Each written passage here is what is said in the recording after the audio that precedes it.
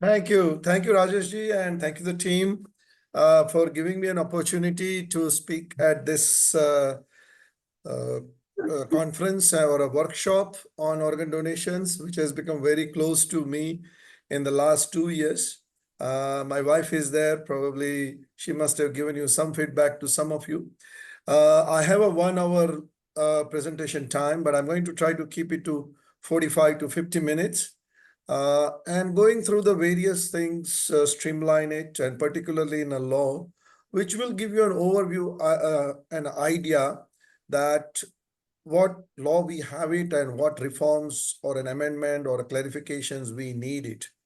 So without further ado, let me start. Today's presentations, as you know, we're going to talk about the organ donation law in India, the object, awareness, problem, and possible solutions. That what we need to do in this regard. So my presentation is I have divided into 4 different topics. One is general information about the organ donation and a basic, which we all of us do. Many NGOs are doing it. Government is doing it. But the second aspect, what we have it is with respect to the legal law related to the organ donations, and that awareness is not there, which I believe goes in hand in with each other's. And we should be equally aware of the law, because when we do something in a democratic country like in India, we have to be aware of it. Like if we take our car outside the house, we know that we have to drive on a certain side of the road.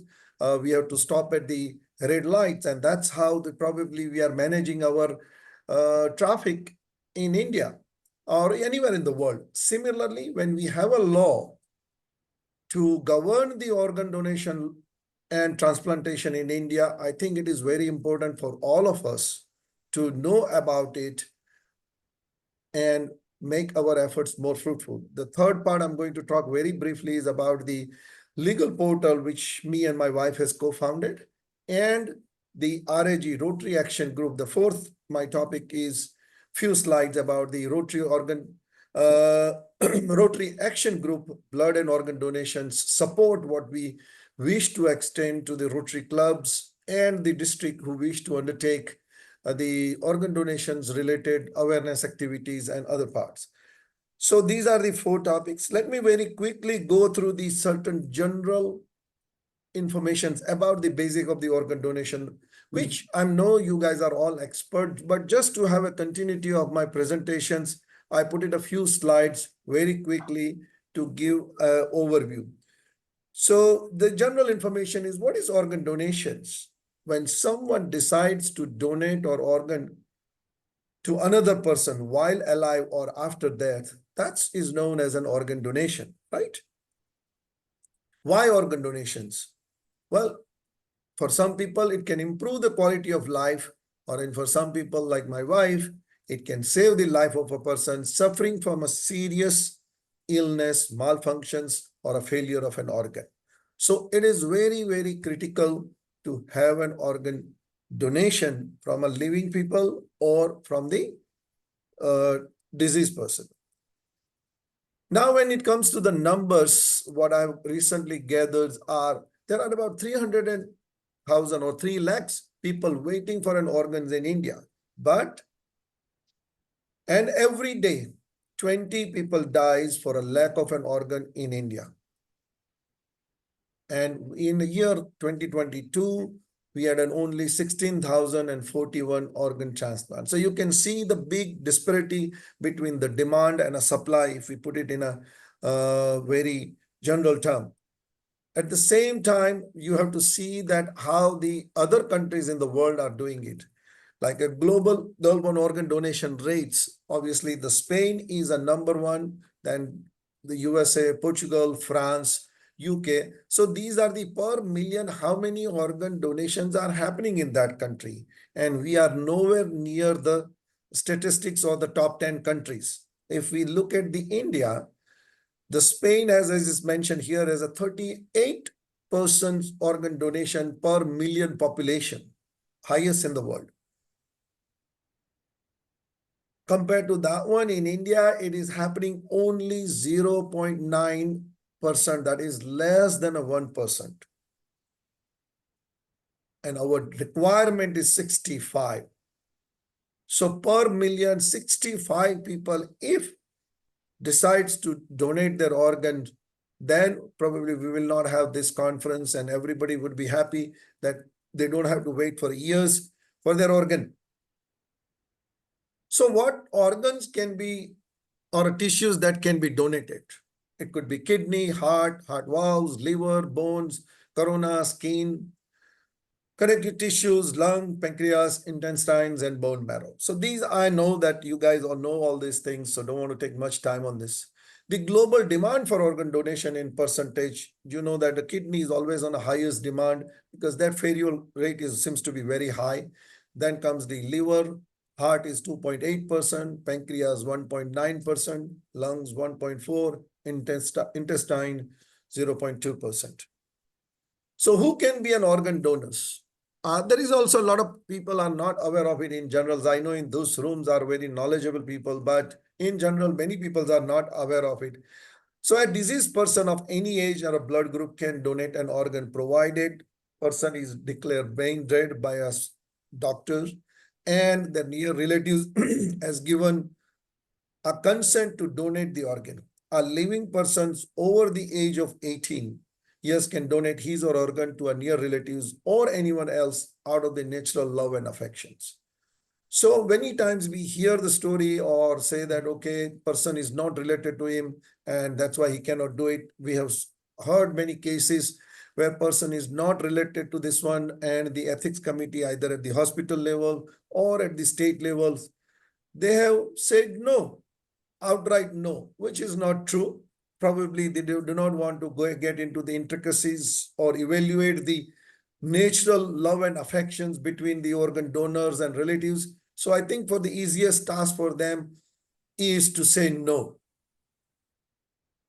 Who cannot be an organ donor? An individual with the following medical conditions cannot be an organ donor: HIV, hepatitis B and hepatitis C, STD generalized infections, and so forth cannot be an organ donor. Any kind of skin infected or malignancies and having evidence of skin cancers cannot be an organ donor. So you can see that there are so many ifs and buts are there that they cannot be organ donors.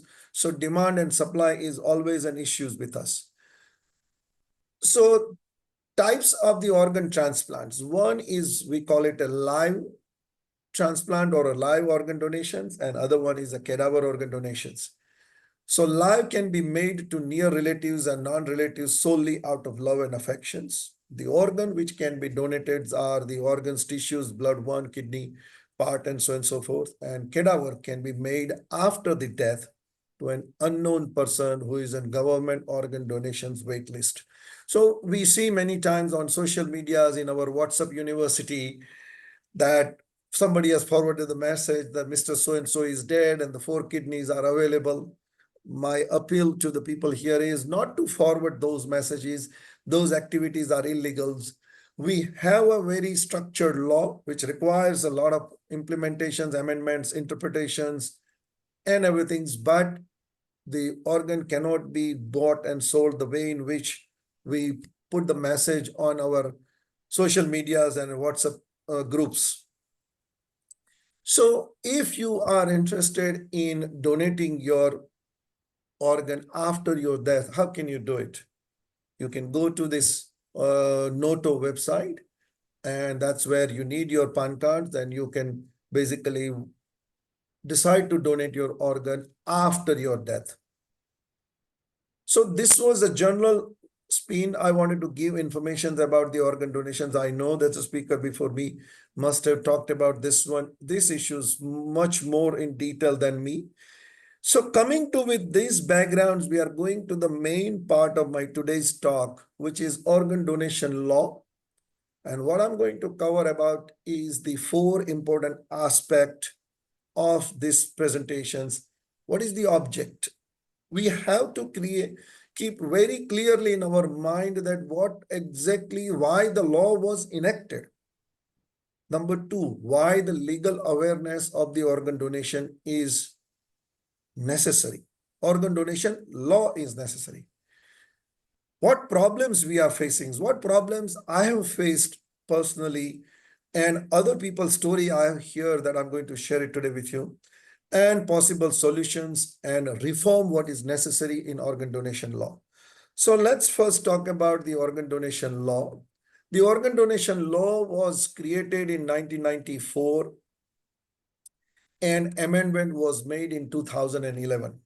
Under the act, because there is a main statute is there, which is known as an organ donation, Transplantation of Human Organ and Tissue Act 1994. And the amendment was made in 2011, where the tissue was included in the Organ Donation Act. In original act, the tissue was not considered as an organ and put it in law. Then the rules were made in 1995, and that rules were amended in 2014. And this is the year where our Prime Minister Modi become a Prime Minister of India, and he himself has a lot of interest personally, and he pushed our health ministers, I think, and health ministry Minister Mansukh Mandaviya at the time, to push about the organ donation in across India in every state. And that's why we hear more and more about the Organ Donation Act and various activities. Even in his podcast of the Man Ki Baat, he has, in the last 10 years, he has mentioned, I think 4 times he has talked about the organ donations law and his belief in organ donations and what it needs to be done. So there is a lot of positive vibe is there, or an activity going on. Not at the speed which we would like to see it, but I think the positive things are happening at the central government level. So with this act and rules, it has a 2 objectives. The number 1 objective is to remove storage and transplantation of human organ and tissue for therapeutic purposes. So that's the object number 1. I repeat myself again.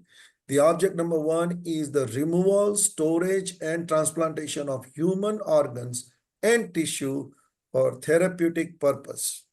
And number 2, prevent the commercials dealing in human organs.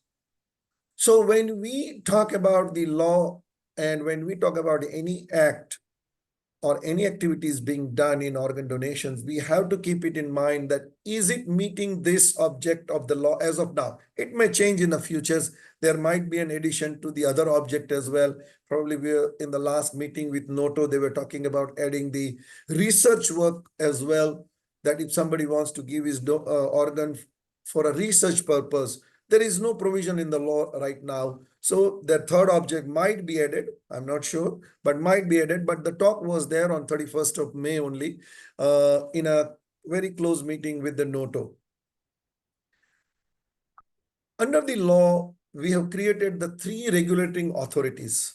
At the national level, what we have it is Noto, which is National Organ and Tissue Transplant Organization. Then we have a 5 region all over India. The India is divided into a 5 regions comprising of 4 or 5 states, which is known as ROTO, Regional Organ and Tissue Transplant Organization. And then each state has a SOTO, or if the SOTO, State Organ and Tissue Transplantation Organization, is not established yet, then the health department of that particular state is taking care of the regulatory requirements and compliance, ethics committees, approvals, and so on and so forth under the Organ Transplant Act and rules. So far, so we clear the 2 objects and the 3 level of an authority is created. The main feature of the act is only licensed hospital can conduct transplant operations and retrieval of organ. So this is also very important aspect, that the hospitals where the organ transplantation operation is happening, or even where the person is brain dead and the organ is to be retrieved, that facilities must be licensed under the act. It cannot be any civil hospitals, it cannot be any private hospitals, it has to be licensed. And these licensed facilities or hospitals there are about 725 plus hospitals are there across India, and that number is also increasing more and more. Particularly, we have to see, if you want to see this list of these hospitals, it is available on the NOTO websites, notto.org. If you look at the NOTO website, this list is available. And when you see the hospitals, hospital address is given, hospital nodal officer's name and coordinates are given. The hospital transplant coordinator's name and the contact detail is given.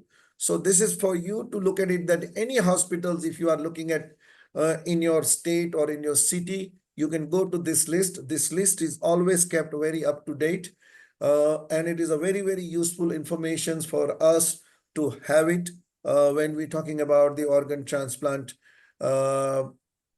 donations and operations and things like that. Again, the organ cannot be bought or sold or offered or received for money or any compensations. Like I give you one example, one gentleman approached me a few months back that I have two employees. He's a CEO of a very big company. He has probably a few hundred people working in his company.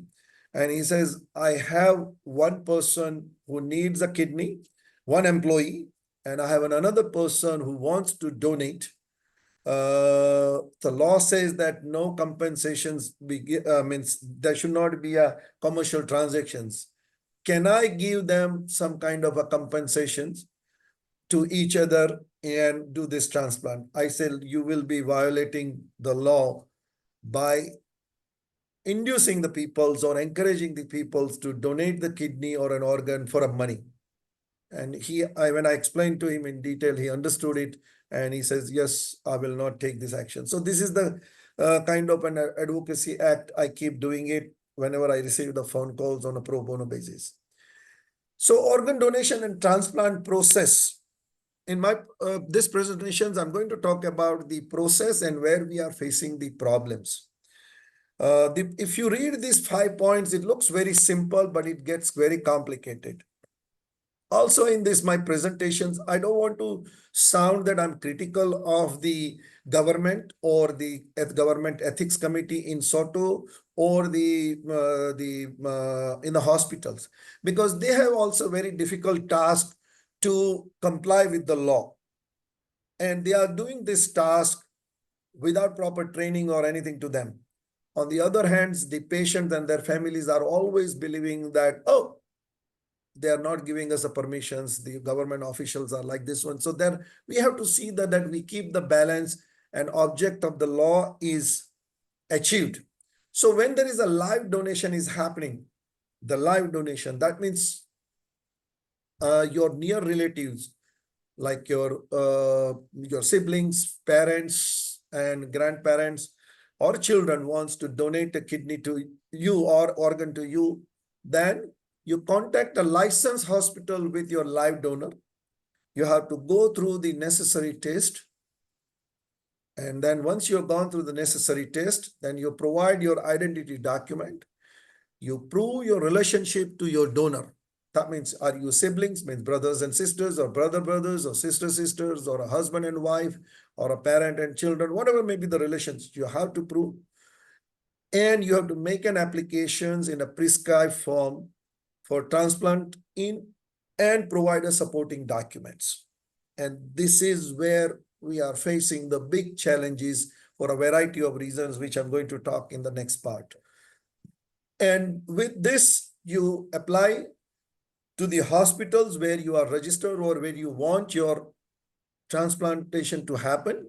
And that hospital ethics committee or the state authorizations committee will give an approval so your live organ transplant can happen, or they may refuse it as well.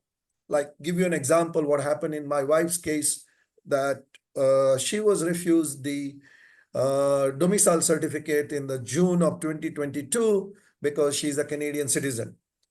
When that was, they were refused her the cadaver registrations. When her sister was ready to donate the kidney, she was initially refused because my wife could not get the letter from the Canadian government, which they call it a no objection certificate. So this kind of challenges does happen, and it happens on a regular basis. I have seen it across India. Upon the approval of this one, you get your operations will happen. So this is a whole process. We have to go through it when you want to do a live organ transplant. So this is, we are talking about the live. What is cadaver?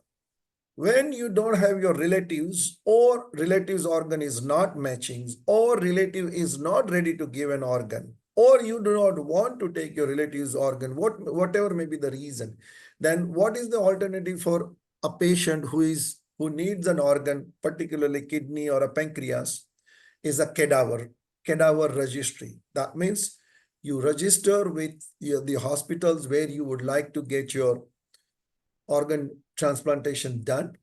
The hospital will take all your details and documents and register with the SOTO, State Organizations Tissue and Transplant, according to your type of an organ and a blood group. Based on your organ allocation, is allocated to you as per the organ match and a number on a waiting list. So obviously the organ should match with you. If you're waiting for your kidney or whatever the other organ is there. And the law provides very specifically the wait list, whether it could be a state, it has to be a state list, regional list, nationals, and a foreign nationals. The idea is, it is laid down in the law, is that if the particular kidney in a state of, say, Gujarat or a Maharashtra is not fitting or matching with the patient in Gujarat, then it should go to a neighboring states, which is Rajasthan, Maharashtra, Madhya Pradesh, Goa, and like that one. If the kidney is not matching in this region or regional, they call it a roto, then it should be go to a national level, which is whole of India. And if it is not matching that particular kidney to anybody in India, then let it go to some foreigners or even an OCI card holders.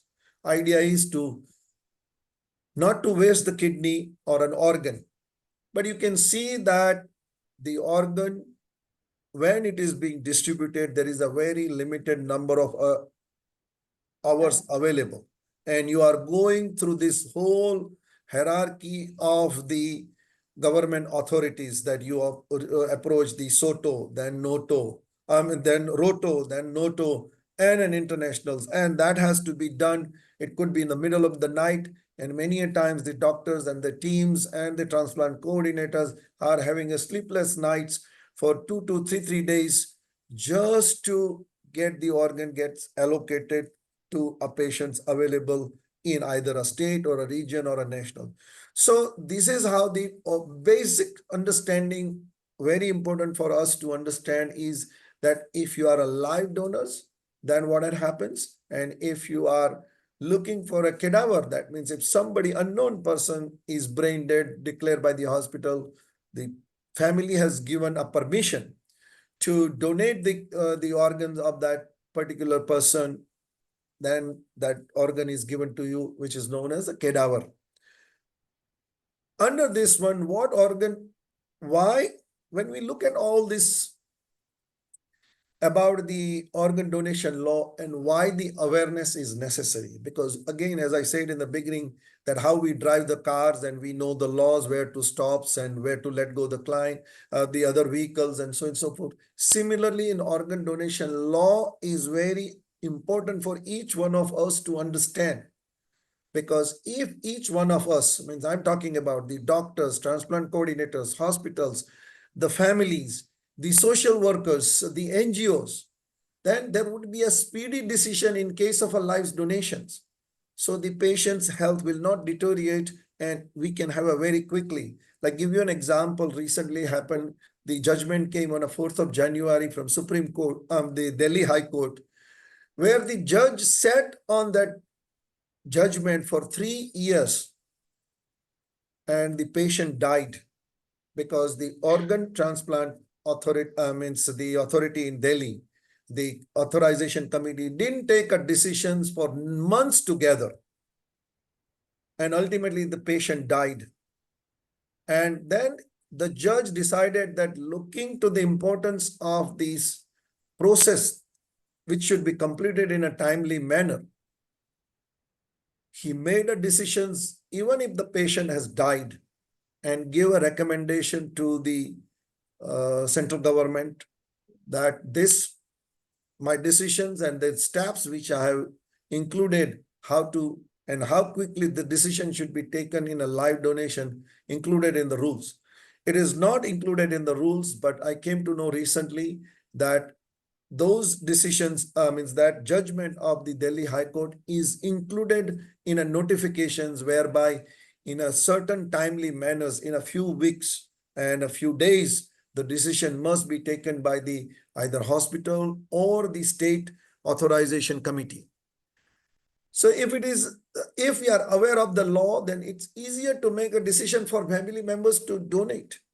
I mean, let me ask you a question in general, that would you donate your money to an organization or an NGO if you don't know what is going to happen to your money? Probably not. Similarly, when you are asking a relative, but the relative is not aware of the process, he is not aware of the legally that what is going to happen to my the organ which I donate for my relatives, he would be hesitant to donate or probably do not donate it. So if he is aware that there is a law is there, there is a regulation is there is a licensed hospital is there is a process to follow, and organ will go to a right candidate or a right patient. He might be thinking, if it is not aware of it, that okay, hospital is asking me to donate it, probably they will make money out of this one, which is not the case, but he's not aware that how the process works. And that's why the awareness is important, that we always talk about the organ donation awareness, but legal awareness is equally important to make our efforts of the organ donation awareness successful. And this will give a confidence in the organ donation process, and possibly more donations will come through. Obviously, if legally people are aware of it, what to take it, what action to take it, how to do it, then they don't have to transplant coordinators, doctors, the ethics committee, hospital committee. They don't have to go and keep saying yes and no to the patients, and that would be a less hassle for the patients. While my wife was going through this, means the transplantation operations and the dialysis, we met number of patients who were going for a live transplantations, and the kind of hassles they were facing in getting the domicile certificates, other document to the hospitals. It was mind-boggling. That person is taking 2 to 3 dialysis per week.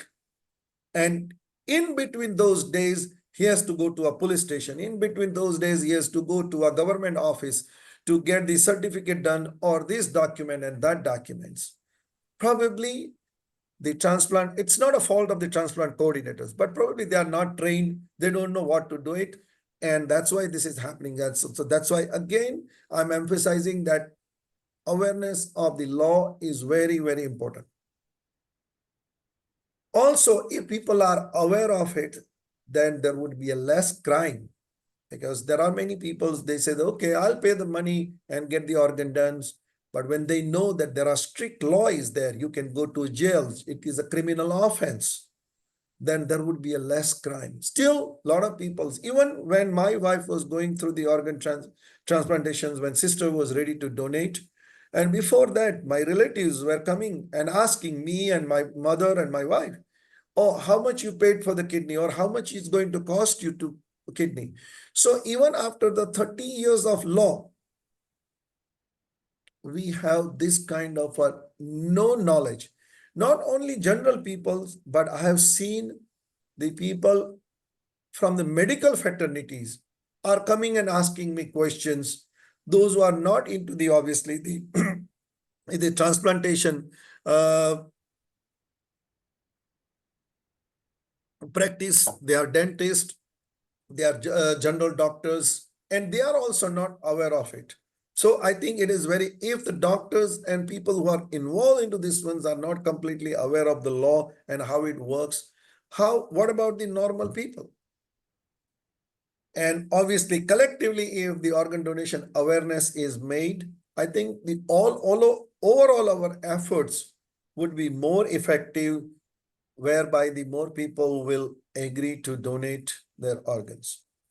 So these are the general guidelines, or the general law is there. Am I audible? Means I see that Rajesh Mittalji's video is closed. Yes, yes. Okay. So the problems, why this is problems we are facing in live organ donations and the cadaver donations. So let me give you the first number one reason. There are several reasons I've laid down here, but my number one reason is the ambiguity on organ donation law in India. When I approached one of the top doctors, and who has a very large NGO in India, and he says, Prashant, your case for an organ donations and a domicile is not going to be successful because it's a state authority. So it was ingrained into people's mind and doctors' minds and everything that the state can do about the organ donation law whatever they like. The central government has no say in that one. So that was the major issues was there. This is a very typical and critical law, but there are no lawyers or legal experts involved in this one. And the third most important aspect of this organ donation law, it's not a very long law. It's very few pages. But the way in which I would say, I'll use the term carelessly drafted, that it gives a n number of interpretations, and basically the patients and families are suffering. Give you some example here. Domicile and resident. In the law, the organ donation regulation, some places it is used word domicile, and some place it is used resident. It took 25 years for me, when I got involved into it, to correct these issues, that the domicile is no more required. Because what was happening, that when the word domicile was used, the transplant coordinators and the local hospitals and the state SOTO and the health ministries of the particular state were using the British time domicile law to interpret the domiciles in their state. And that was creating a chaos. No objection certificate. At one place in our organ donation law, the word used is no objection certificate in Form 21. When you need a certificate from an embassy, I don't know why it is being done, but now it has become a standard way of using that word by the transplant coordinators and hospitals and ethics committee. Get a no objection certificate from here, get a no objection certificate from here. There is no objection certificate. There is no such thing like as a no objection certificate in the law. Also, the regulations describes that from where to get the documents. Number 3, because this is drafted in Delhi's, and they are probably it's a local people who has drafted the law, and there they call the mamlatdar or a tehsildar. So they use the word tehsildar, and then they say any other appropriate authority or authorized officers. But in a state of Gujarat, it is a different term. If you go to the state in South, it is different terms. So again, it's subject to an interpretation and a misinterpretation from where we have to get these documents, what we have to do it. And apart from all these things, the police verifications. In certain states, they are asking the hospitals, hospital team, and the state government is asking that you have to get your documents, police verifications. There is no requirement in the law. It is the transplant authorization committee of the hospital or a state or both needs to evaluate these documents and make a decision. But either they don't want to do it, they cannot do it, or they are scared. And that's why they'll say that, okay, you know what?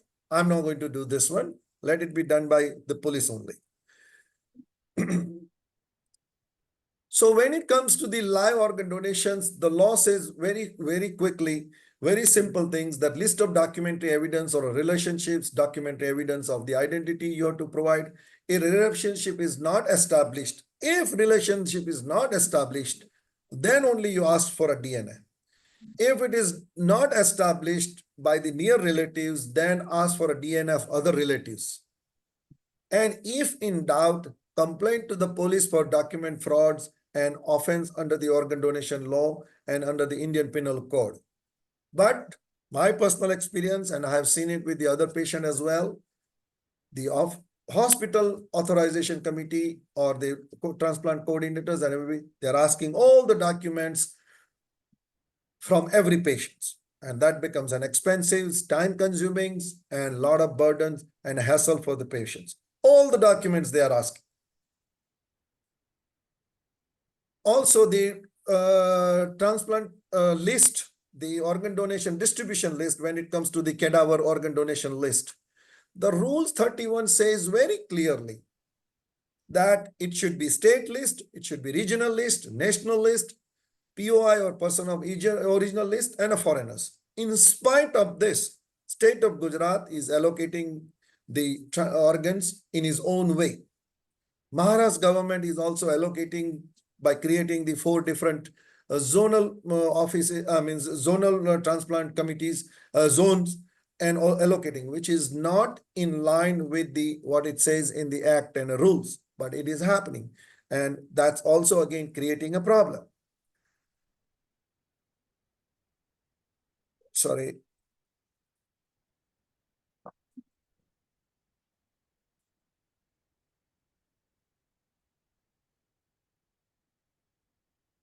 The another important aspect is that where we are facing more problem is the transplant coordinator's duty. The law provides that the transplant coordinator should have a qualification of paramedic or a social worker, and his job duty is to assist in transplant operation process and coordinations and counsel the family for donations, where itself creates a conflict of interest. When the transplant coordinators is trying to convince the patient family to donate, they think that the hospitals and hospital staff has a vested interest and the organ donations doesn't happen, may not happen. They don't have a generally, I haven't seen that any transplant coordinator has a legal education or training to collect the documents and advise on that one. So you can see a transplant coordinator is doing a job of the medical professionals, partly a psychologist, and a legal as well. And that's basically a person who has a bare minimum qualifications, and he's been given a job of the 3 different professionals, which requires a high caliber of educations and work experience to do it. That itself is creating a lot of problems. And I know that certain transplant coordinators are going through the lot of stress and tensions when they are going through fulfilling their duty. Prashantji, we have a transplant coordinator in this room right now, and there is a special session organized for this group. Yeah, I saw that, Rajeshji. I saw that. Even I've been invited by the NATCO in month of October to speak on a similar subjects. But yeah, so now just taking a 5 minutes more, and then we'll go for a question and answers.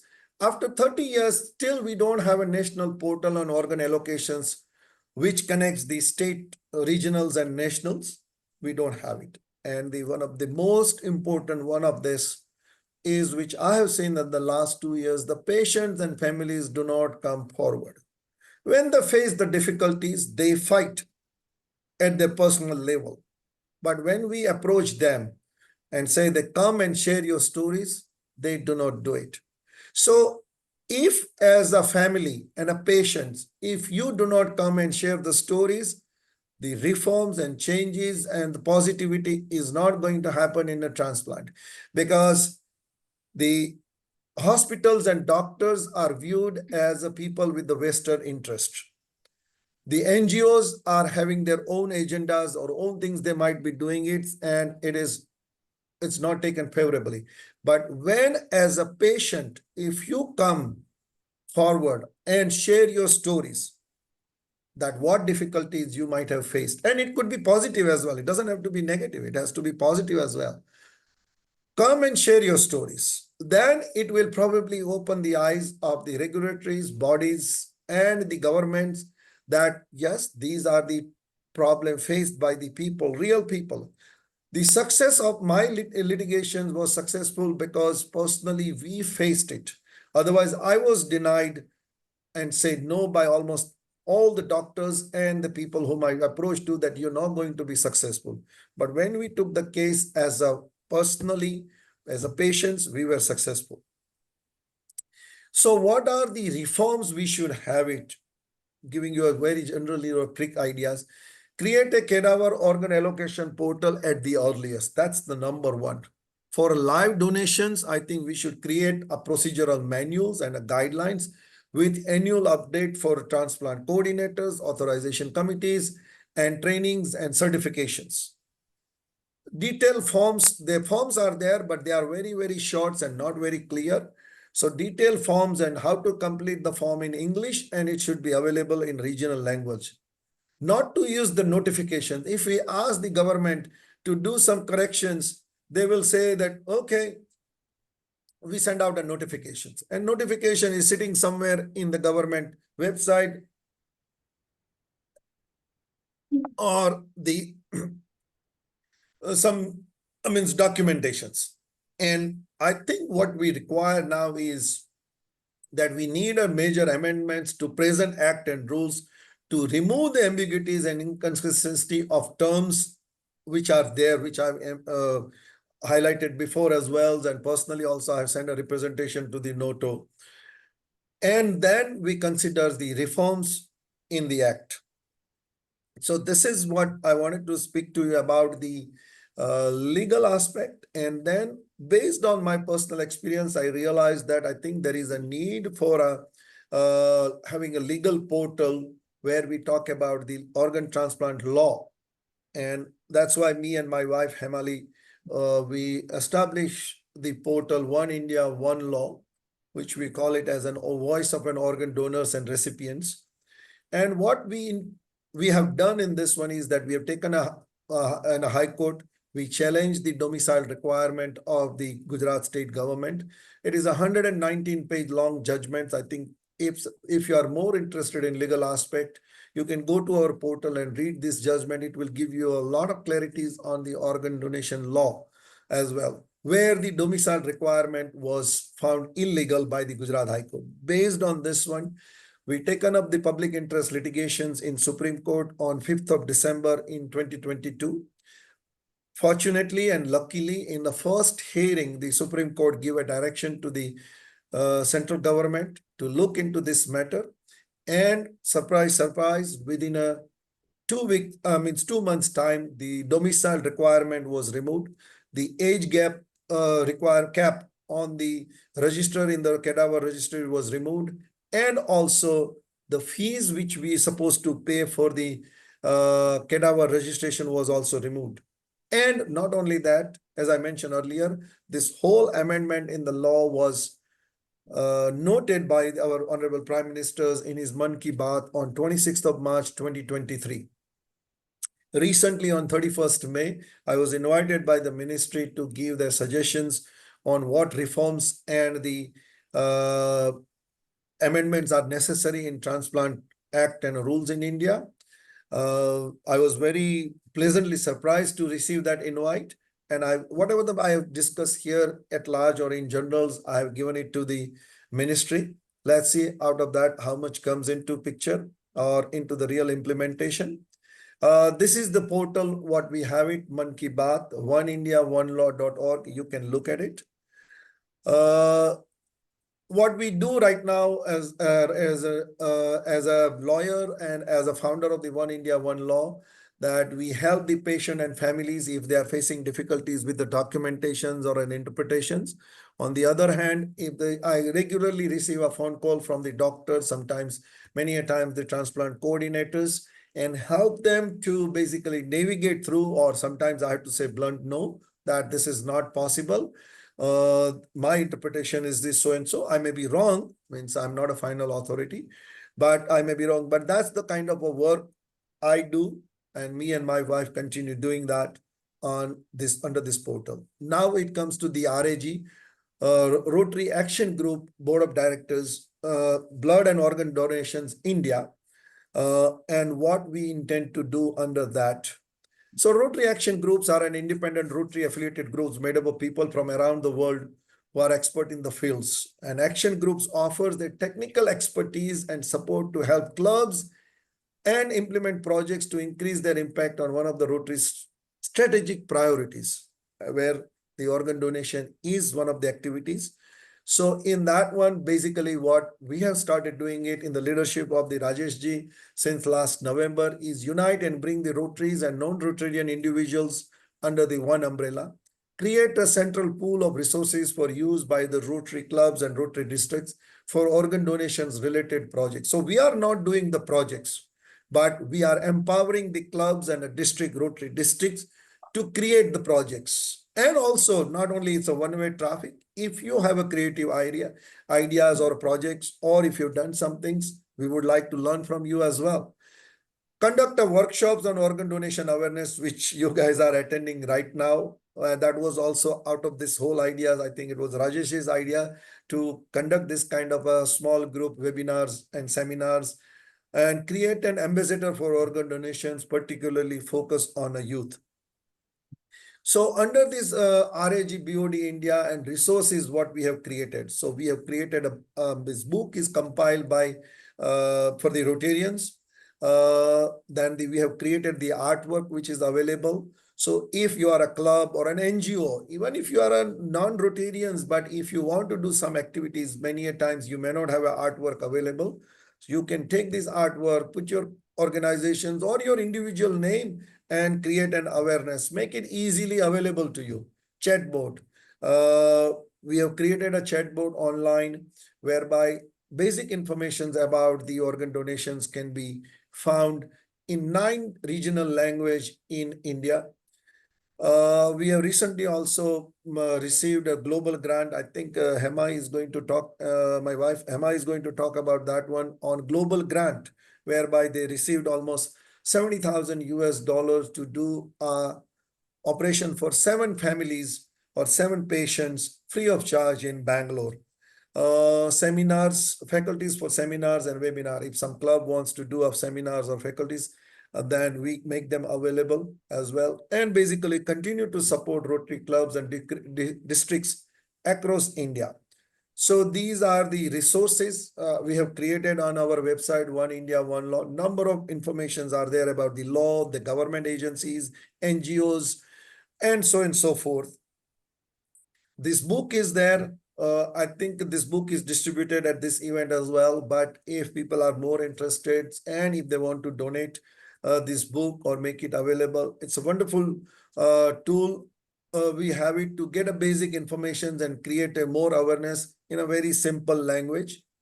These are the ready-made creatives available. So you can just download it, put your organization or your individual name and send out to people about the chatbot, what we have created. This is the Google Drive we have created, whereby the creatives and everything is available. So if you want to access it, you can just send us your email address and you can access, whereby the various creative ideas are there. And using that ideas, you can do various activities and so on and so forth. The link is there as well about all these creatives. I think we're going to share this presentation and link with you. Rajesh ji might have already done it, but otherwise we will going to share with you. So thank you very much, guys. Thank you for your time. I think I've taken a little bit more time, 5 minutes more, but if you have